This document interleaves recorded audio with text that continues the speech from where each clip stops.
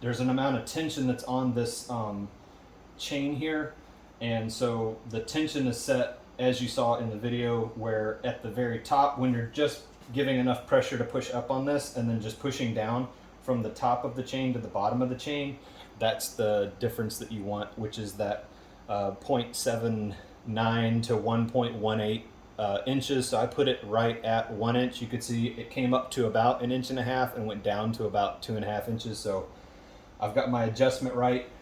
Everything's tightened up now. Here is the back. So there's the increments. You can see there's the very last one on the far right. So if these were like 1/8 inch increments, then I'm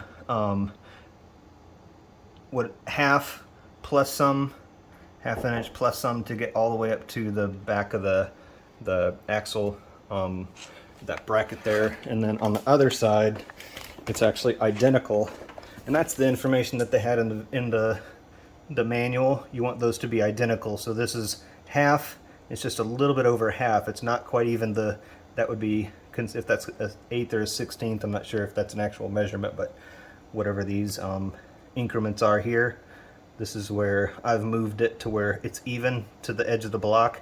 It's the same distance on this side as it is on the other. And what that does is centers the wheel so that the angle of this is not turned one way or the other. You want this to be in the center.